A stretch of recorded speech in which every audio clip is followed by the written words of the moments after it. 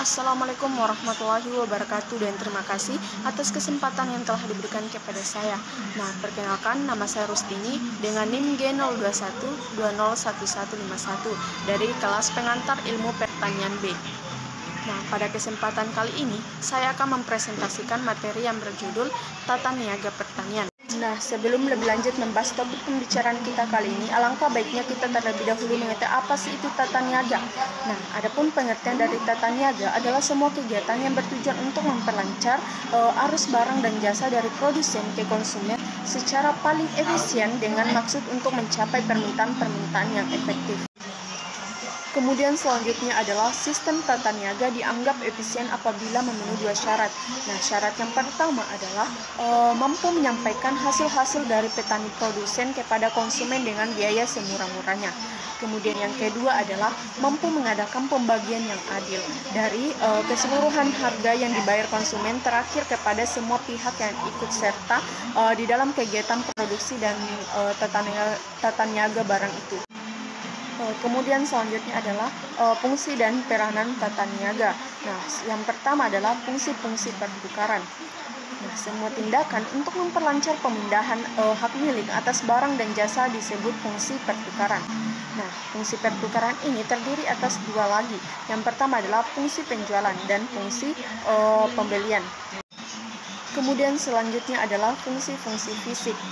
Nah, semua tindakan atau perlakuan terhadap barang sehingga memperoleh kegunaan tempat dan waktu disebut fungsi fisik. Nah, fungsi fisik terdiri atas dua bagian, yaitu yang pertama adalah fungsi penyimpanan. Nah, fungsi penyimpanan ini diperlukan untuk menyimpan barang selama waktu tertentu, antara barang dihasilkan sampai dijual.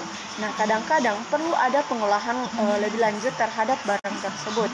Nah, kemudian fungsi selanjutnya adalah fungsi pengangkutan. Nah, fungsi pengangkutan merupakan perencanaan, seleksi, dan penyerahan semua alat pengangkut dalam proses pengangkutan selama pemasaran. Kemudian selanjutnya adalah fungsi-fungsi fasilitas. Nah, semua tindakan untuk menunjang kelancaran pelaksanaan fungsi-fungsi pertukaran dan fisik tadi disebut juga fungsi fasilitas. Nah, fungsi fasilitas terdiri atas yang pertama adalah fungsi standarisasi dan grading. Kemudian yang kedua adalah fungsi pengangguran risiko, dan yang ketiga adalah fungsi pembiayaan, dan yang terakhir adalah fungsi keterangan pasar. Nah, kemudian selanjutnya kita akan membahas mengenai lembaga tata niaga. Nah, perlu kita ketahui bersama bahwa lembaga pemasaran pertanian adalah badan yang menyelenggarakan kegiatan pemasaran, menyalurkan barang dan jasa dari produsen ke konsumen. Kemudian pasar produk pertanian juga sekarang mengalami perkembangan yang pesat, yaitu menjadi pasar modern antara lain dengan hadirnya supermarket di berbagai daerah. Kemudian selanjutnya adalah petani pada umumnya menghadapi struktur pasar yang oligopolistik dalam pembelian sarana produksi. Nah, di sisi lain, petani menghadapi struktur pasar hasil pertanian yang oligopsoni.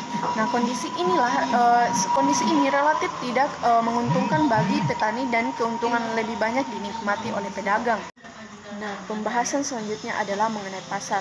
Nah, adapun pengertian pasar secara sempit yaitu sebagai lokasi atau tempat geografis di mana penjual dan pembeli bertemu untuk mengadakan transaksi faktor produksi, barang dan juga jasa. Nah, namun menurut Marshall, pasar adalah sebagai tempat bertemunya penawaran dan permintaan untuk membentuk harga. Nah, adapun jenis-jenis pasar, yang pertama adalah jenis pasar menurut bentuk kegiatan nyata dan abstrak.